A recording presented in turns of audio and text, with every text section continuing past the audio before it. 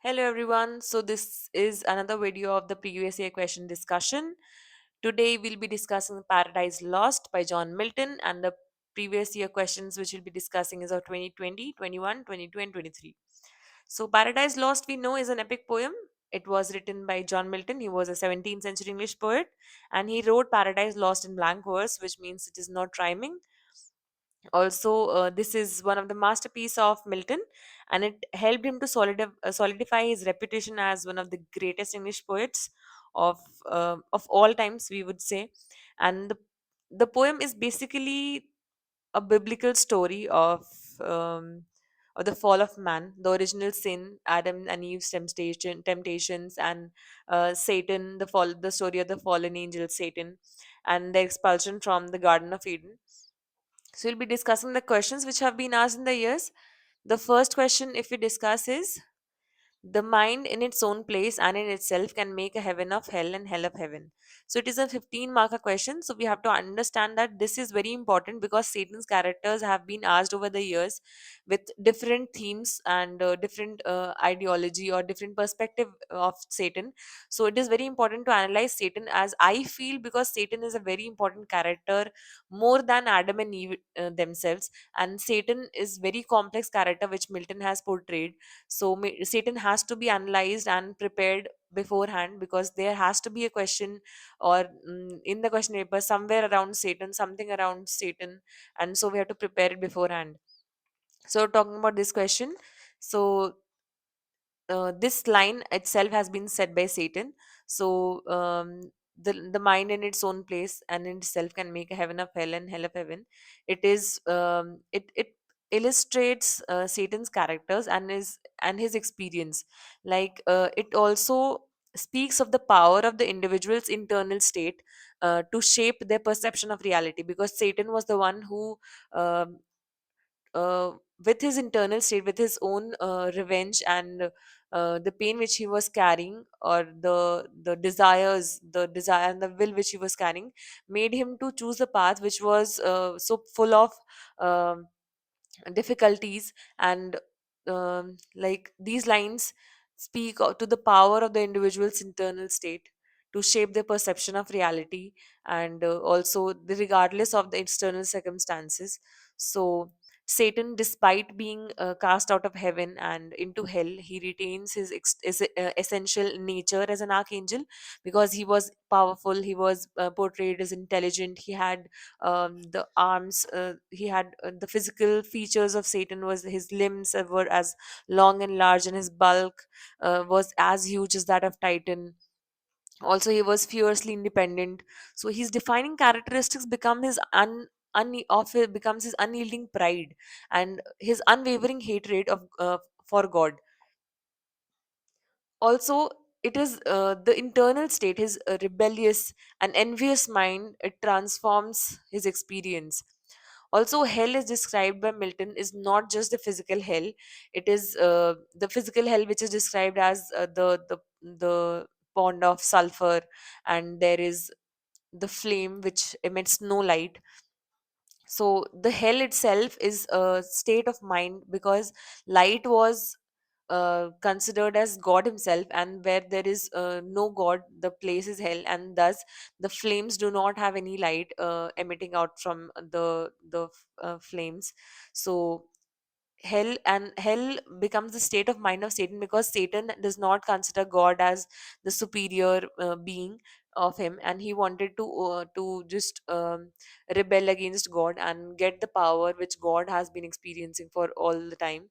For Satan, hell becomes the hell because of his internal torment also, like his inability to accept his defeat. He was constantly craving for revenge, and his gnawing envy of God's glory create a perpetual hell within himself. He says, whichever way I fly, is hell, I myself am hell. So even if his physical surrounding were different, his internal state would still create his personal hell. Also, even when Satan manages to infiltrate paradise, he cannot experience it as heaven, because his corrupt mind prevents him from appreciating the beauty of joy of God's creation. And this, he was envious of the desire, he was envious, and his desire for destruction turn even even the heavenly place, even the heaven, into hell, because he was himself carrying the hell in his mind. So he carries his internal hell with him wherever he goes. Also, the line represents his individual choice. Like he was, Satan chooses to define himself by his rebellion. He chooses to nurture his hatred and envy, and this act of will is what seals his fate and transforms his experience. He has the power to choose how he reacts to his circumstances, and he chooses to make his internal state a torturous one. So this is what hell he was talking about. Also, he says, like, better to reign in hell than serve in heaven. So it brings out the Satan's mindset. He prioritizes his pride and his desire for autonomy over the joy and harmony of heaven. So his internal state dictates his preferences, making hell preferable to submission, even if that submission is to ultimate goodness. So in his pursuit of freedom and self-determination, actually he creates his own prison, and he feels that he's not under the hierarchy of God, but ultimately he sees himself as better to reign in hell. So he feels that he's reigning in hell, but actually hell is also under the hierarchy which God had created. So ultimately he falls under the hierarchy, but he was not realizing it. So his internal state becomes the bar of his cage and confining him to a perpetual state of torment. So Satan's characters embodies the idea of external circumstances secondary and the internal landscape of the mind. So he demonstrates the true heaven or hell is not a place actually, but it is the condition of the soul, and which is shaped by one's own thought. So the power of mind is also presented in these two lines. So next question which we discuss is, discuss the conflict of revolutionary politics in Paradise Lost as delineated in the books prescribed for study. So this question, if we know about little bit, like Paradise Lost was written by Milton, and Milton had lived through the English Civil War, and it was a very tumultuous period that followed and infused the epic, which is Paradise Lost, with the ideas that resonate with the revolutionary politics um, through the ways which Milton has been presenting in Paradise Lost itself. Like Satan's rebellion against God can be interpreted as struggle against tyranny, and he argues that God's rule is unjust. Satan was saying that God's rule is unjust, and that the angels are being denied their rightful freedom. So this resonates with the revolutionary rhetoric that justifies overthrowing oppressive rulers. Like he was saying, better to reign in hell than to serve in heaven. So this captures Satan's defiant spirit and his refusal to submit to what he perceives as unjust authority. Also, Satan is depicted as a charismatic leader. Like he rallies with the fallen angels for his cause, and he uses persuasive rhetorics to convince him to fight for the rights. Like he says, all is not lost, the unconquerable will, and he challenges God's power. So this mirrors the role of revolutionary leaders who mobilize the popular support for the cause. Like the Satan speech is very important in these lines, and how he promises freedom, and he also promises how he can gain the heaven again. So also Milton portrayal of Satan is a little bit of complex one. So what he actually does, he presents Satan as a villain and in some way also heroic figure, because Satan is shown to have courage and determination and eloquence, which can be seen as admirable qualities. And even though he was ultimately evil, so this ambiguity reflects the complexities of revolutionary figure, like who are seen as both liberators and potential tyrants. So this is how revolutionary politics is also presented. Also, God's authority is presented as absolute and unquestionable. Like he is the creator of the universe and is the source of all good. So this aligns with the traditional view of divine right, and which is used to justify the rule of the monarchs. So this is also one point. Also, God represented order and harmony, while Satan embodied the chaos and the rebellion. So it represents the fear of social and political upheaval that was prevalent in Milton's time. Also, the story of Adam and Eve we talk about. Um, so Eve's disobedience can be seen as a cautionary tale about the dangers of rebellion and the importance of obedience to authority. So this interpretation aligns with the conservative political views that emphasize the need for social order and stability. The expulsion from Eden can be interpreted as metaphor for the loss of harmonious and just society due to the disobedience and sin. So it reflects the anxieties about the social and political breakdown that are prevalent in the aftermath of English Civil War.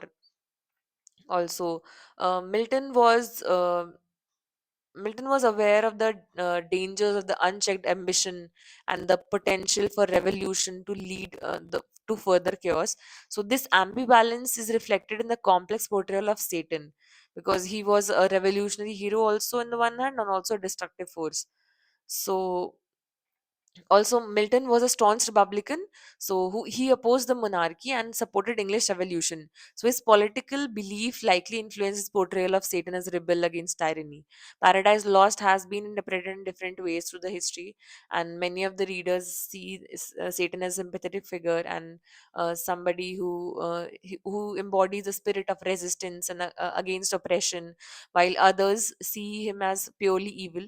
So the poem exploration of themes such as of freedom and authority and the nature of good and evil, it continues to resonate with the contemporary political debate still today also. So the next question, if we discuss, critically assess Milton's Satan as one of the most dynamic and complicated characters in literature.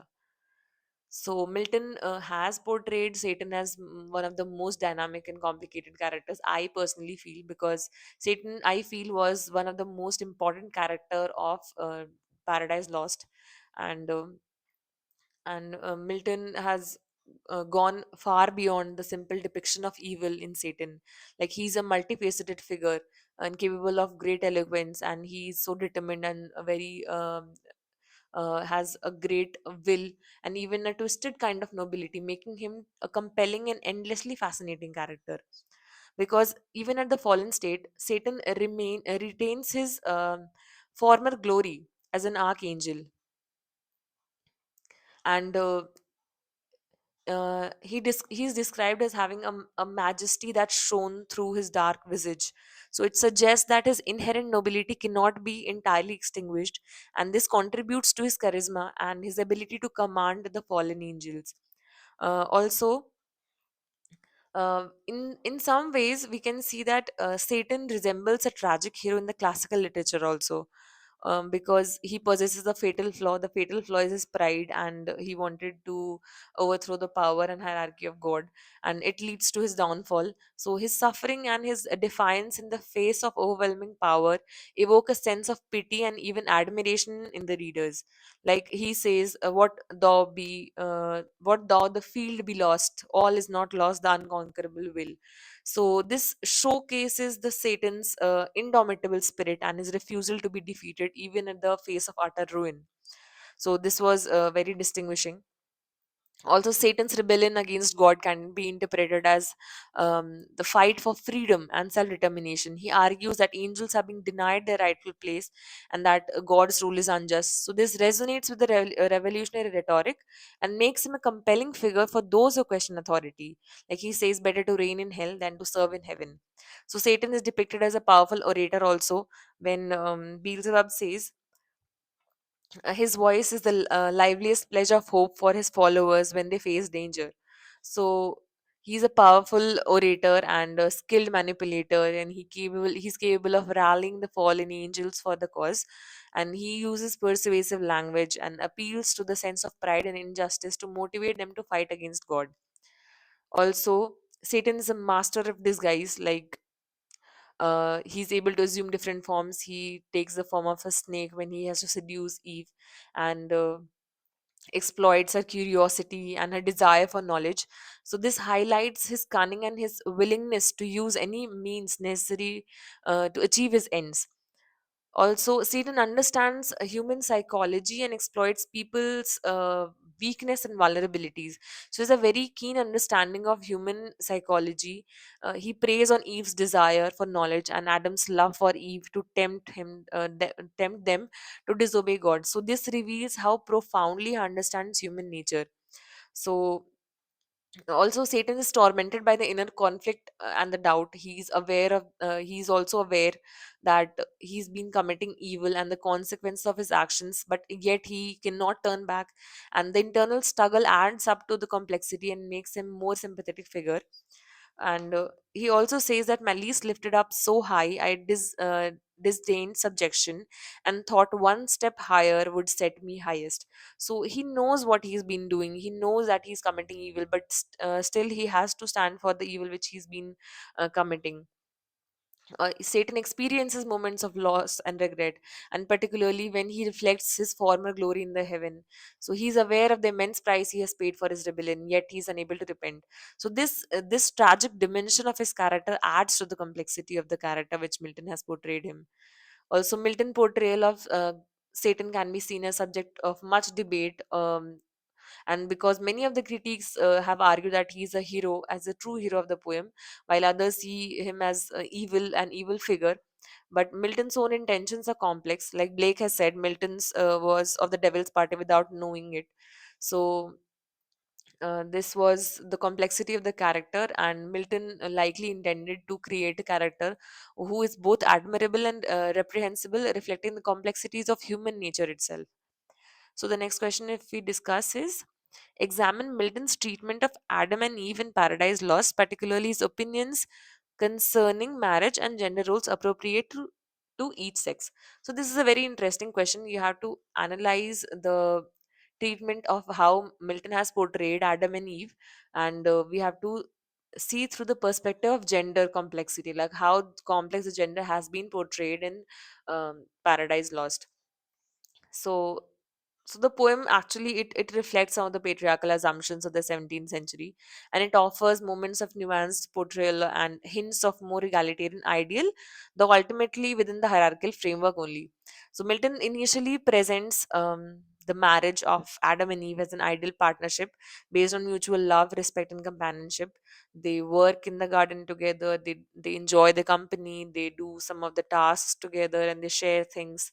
So but there is, within the partnership there is a clear hierarchy. Like Adam is presented as a superior both physically and intellectually, and Eve is subordinate to him, and this reflects the traditional view of marriage. Also, how Eve has been created through Adam's rib, and how Eve has to Eve is said to obey God and also Adam.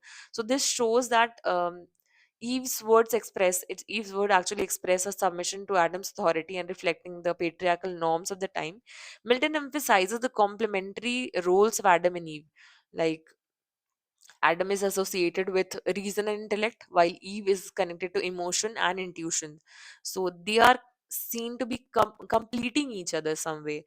Like they possess the qualities that the other one lacks.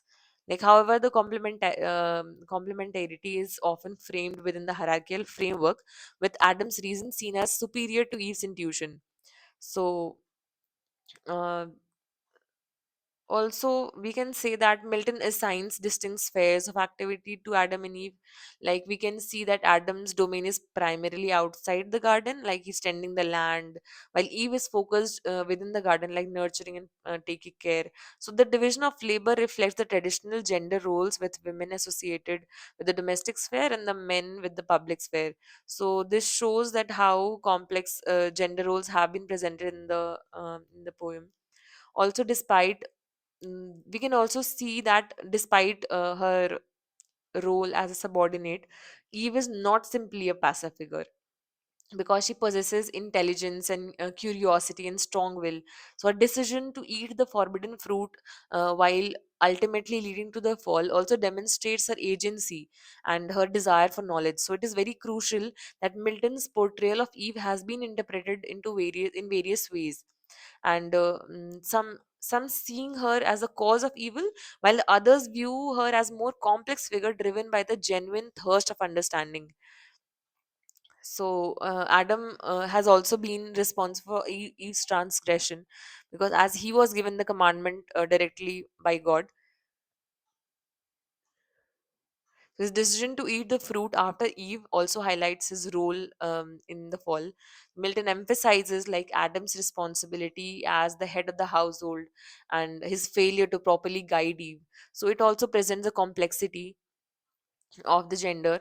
So after the fall, the hierarchical relationship between Adam and Eve is further emphasized. Like Eve is now the subject to Adam's rule and reflects the consequences of the disobedience. And despite the emphasis on Adam's responsibility, both Adam and Eve are held accountable for their actions and they share the guilt. So there is somewhat gender equality, and somewhere gender, the patriarchal norms have been emphasized in a much greater way. Milton's portrayal of Adam and Eve has been interpreted in various ways, and some of it sees as reflecting patriarchal views of his time, while others we can also see that there is elements of proto-feminist thought, like feminism, particularly in the depiction of Eve's agency and intelligence, how she takes the independent understand independent decision uh, of eating the forbidden fruit. So it is important to understand Milton's work within its historical context, because his views on marriage and gender roles were influenced by the social and religious norms of the 17th century only. The next question which we'll be discussing is, which elements of the epic form does Milton include in Paradise Lost to align it with the epics from the earlier eras?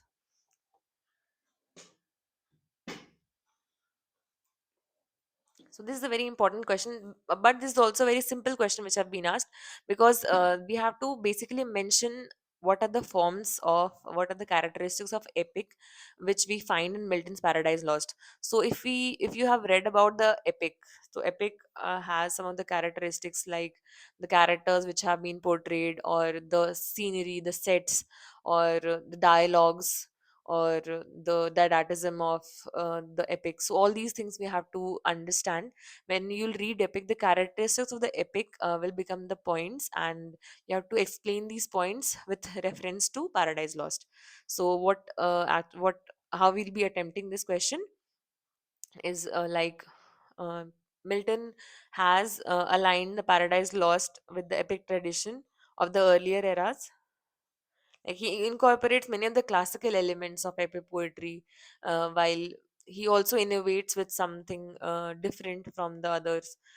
First, we talk about there is a grand theme, like the earlier epics we see. Like the epics which we have is like the Ramayana or Mahabharata. If we talk about the two epics, they have a very grand theme, the which is of very universal significance. Same way, the Milton's Paradise Lost is with the grand theme with the universal significance. It is the fall of man and its consequence for all humanity. So this is not just a local event. It is a it brings out the relationship between God and humankind. Of like Milton has said in the first lines, of man's first disobedience and the fruit of that forbidden tree, whose mortal taste brought death into the world and all our woe. So these opening lines immediately establish the epic scope and profound implication of the story. Also, the setting is the vastness of the cosmos, from the depths of the hell to the heights of the heaven and the earthly paradise of Eden. So this expansive setting emphasizes the universal nature of the conflict and the grand scale of the narrative. Another is the elevated formal style of language, you can say, like using complex syntax, because Milton was a poet who knew many of the languages. Like he knew English, and he knew Old English also, he knew Hebrew. So all these words and his understanding, he used Latinate vocabulary and the poetic devices to create a sense of grandeur and majesty. So this is in keeping with the epic tradition and the use of using a language that is distinct from everyday speech. So you can give an example like him, the almighty power, hurled headlong, flaming with the ethereal sky. So also with the hideous ruin and combustion down to bottomless perdition. So the language here is powerful and it is very evocative and befitting the description of Satan's fall. So how grandly it is described here. Also, Milton used blank verse. Blank verse is unrhymed verse, and it provides a flexible and expressive medium of his epic narrative. It also allows a natural flow of language while maintaining the sense of dignity and formality. Also, there has been use of similes, extended comparison that often draw on classical mythology. It illustrates a point and creates vivid images also. Also, the characters, if we talk about Paradise Lost, does not have a single traditional hero, because both Satan and Adam can be seen as protagonists on their own ways. Like Satan has been the rebellious one, his determination to challenge God and possesses some of the characteristics of traditional epic hero, but there has been a flaw also, like which led to his fall.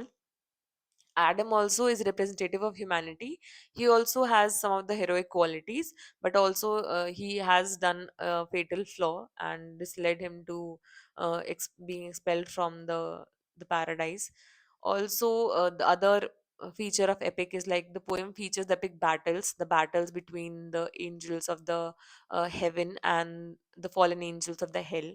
So these battles are described as grand and dramatic terms, and it reflects the struggle of good and evil. Also, the important uh, point of epic, like epics had the divine intervention, and the supernatural natural elements are also present in the epic. Similarly, in Paradise Lost, also the presence of God and the influence of divine forces are central to the poem. And God's will and his interaction with the characters shape the course of events, and this is a common element of epic poetry. And gods and destiny and all the angels plays an active role. The poem Paradise Lost, this poem has supernatural beings. There are angels, there are archangels, there are humans, God himself, and Satan himself. So all these characters representing good and evil are present. One important part is that similar to the epic, Paradise Lost also begins in medias res, means in the middle of the middle of the action which has been continuing.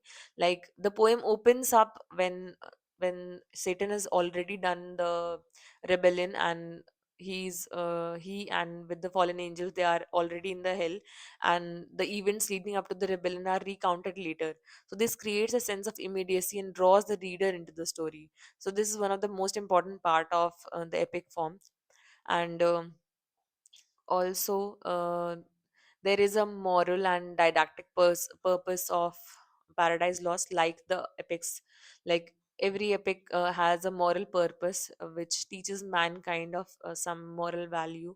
Similarly, Paradise Lost also, the opening lines says like to justifies the ways of God to men.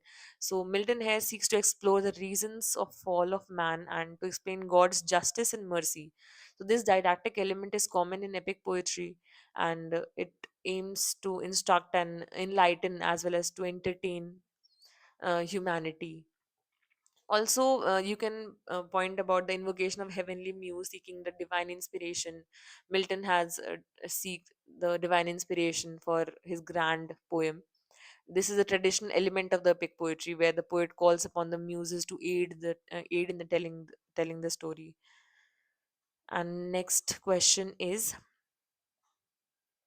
in the Paradise Lost, how does Milton succeed in making Satan a sympathetic character while at the same time condemning his actions? So you can see there is a pattern which is this, like Satan character. You have to analyze Satan character here, 2023 question paper. Again, you have this question 2022, which says again to analyze Satan. And again in 2020, you can see again Satan's question. Again, his character has to be analyzed. So this is a perfect example of how themes are being repeated, and you have to prepare at least minimum of some of the works. Like Satan has to be prepared in Paradise Lost, gender roles have to be prepared, and these the notes have to be prepared beforehand, because in the exam hall, the less surprised you will be with the questions, the better you'll be writing the answers. So this is important, and you have to prepare some of the notes. I have been giving the sources from where we can understand the core text, from where you can make notes, and I have also been providing my notes. And this is the understanding of the questions. So all compile all these and make your own notes of how you are going to attempt the questions. And while you have done all these, after that you can just set a question paper and give the test of the previous year questions, only because it is very good and we have so many of previous year questions. So it also gives a good understanding that you are practicing with the previous year questions of the UPSC itself. So, okay, talking about the question says, how does Milton succeed in making Satan a sympathetic character while at the same time condemning his actions? So Satan is a complex character. Like Milton manages to evoke a degree of sympathy for Satan while simultaneously condemning his actions. Like he's creating a figure who is both compelling and reprehensible. So even in the fallen state, we can see that Satan retains traces of his former angelic glory. He is a majestic. He's shown as a majesty that's shown through his dark visage. It suggests his inherent nobility that hasn't been erased, and this lingering grandeur makes him a more impressive and even awe-inspiring figure, contributing to a sense of tragic loss. And also, the description of Satan's physical appearance in hell often emphasizes his size, power, and former radiance, and his physical appearance is shown. And Satan's qualities are like he possesses grand qualities, which is worthy of highest admiration. His limbs are long and large, and his bulk is as huge as that of Titan. His shield is on his there is a large shield on his shoulder as compared to the moon. So when he addresses his followers, he stands like a tower, darkened so yet shone above them all the archangels. This is the quote. So it is a reminiscent of the heroes of Iliad and Odyssey, and he has strong intelligence and inflexible resolve and exceptional willpower. He says all is not lost than unconquerable will. So he never submitted to God, but is also resolved to wage by force or guile eternal war. So he wanted to wage a war, eternal war against his foe, that is God, with whom he will never seek a reconciliation. He defines the power of the mind also, like he says the mind in itself, in its own place, is uh, can make a heaven of hell and hell of heaven. So so satan's uh, Satan is a master of language. He is capable of moving and inspiring others, and his speeches and his eloquence and ability to articulate his grievances makes him a compelling leader. Also, the qualities of leadership, like we can say, Beelzebub says his voice is the liveliest pledge of hope for his followers when they face danger. So, in spite of all his pride and obduracy, he is not devoid of feelings. Like Milton has presented it perfectly. Pity for the sad plight for those who have lost heaven because of his revolt. He understands that all of them are in the tragic state because of his own decisions, and he is he's repentful about his own disobedience. He says malice lifted up so high at disdain subjection, and thought one step higher would set me highest. It is very important that he was aware of his disobedience and how his disobedience would cost him and other archangels, but still he chooses to go with the path which was wrong and which was evil. Also, there is a misinterpretation that springs from the tendency in human nature to romanticize the rebel. So this is why we see that there is a sympathetic understanding of Satan, the rebel, who is fighting against the odd. So we must not lose sight of the treachery of his rebellion also.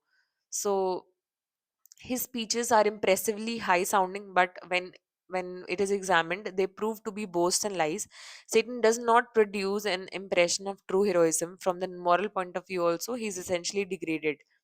Like in giving a brief account of Satan's revolt against God, Milton expresses great contempt for him. He calls Satan as a war against God as impious and vain. Satan says that he was prompted in his revolt by his feelings of pride, envy, and revenge. So he is addressing that actually he has these evil characteristics. Satan's speeches are dramatic revelation of his egoistic pride and passion and complete spiritual blindness. Satan's sense of injured merit merely shows his self-conceit, like he was using the other archangels um, for his own desires to regain the heaven and uh, to gain the hierarchy of which he was considering as superior to God's hierarchy.